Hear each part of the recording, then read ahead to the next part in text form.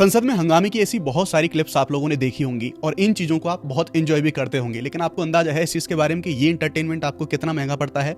लगभग 2.5 लाख रुपए पर मिनट के हिसाब से।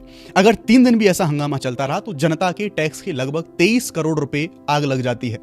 अगर संसद में कार्यवाही सुचारू रूप से नहीं चले तो देखो इकोनॉमिकली इसकी कॉस्ट बहुत आती है, क्योंकि एक दिन में या फिर मैं कहूं 1 मिनट के हिसाब से संसद को अपना जो काम करना होता है उसकी टोटल इनपुट कॉस्ट आती है लगभग 2.5 लाख रुपए पर मिनट के हिसाब से। एक सेशन में लगभग 200 करोड़ रुपए का खर्चा आता है, और अगर इतने खर्चे में भी अगर संसद का काम नहीं चलता तो डेफिनेटली जनता का जो टैक्स का पैसा है वो एकदम पूरी तरह से वेस्ट चला जाता है।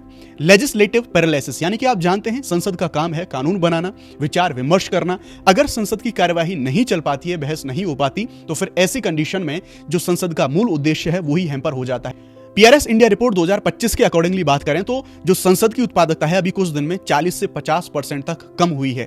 दैट मीन संसद अपने मूल उद्देश्य को खो रही है। बहुत सारे जो बिल्स हैं बिना चर्चा के, विमर्श के वो पारित हो जाते हैं, और कहीं ना कहीं संसद की जो अकाउंटेबिलिटी या फिर जनता का जो शासन है, डेमोक्रेसी है, वो इंश्योर नहीं हो पाता।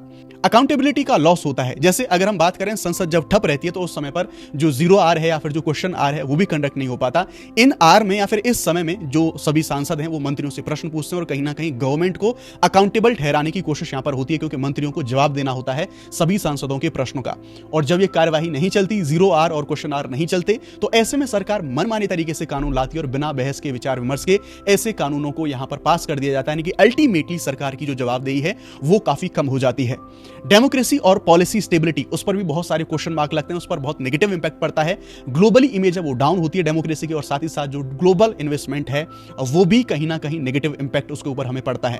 जरूरत है विपक्ष को भी ये सोचना चाहिए कि हमेशा डिसरप्शन करना संसद की कार्यवाही में ये जनता, देश और साथ ही साथ विपक्ष सभी के लिए नेगेटिवली इंपैक्ट है। हां, प्रश्न पूछना जरूरी है, सरकार को जिम्मेवार ठहराना जरूरी है, लेकिन आलोचना और प्रश्न पूछने के नाम पर संसद की कार्यवाही को बिल्कुल भी रोका नहीं जा सकता। आपके विचार क्या हैं? कमेंट में बताएं।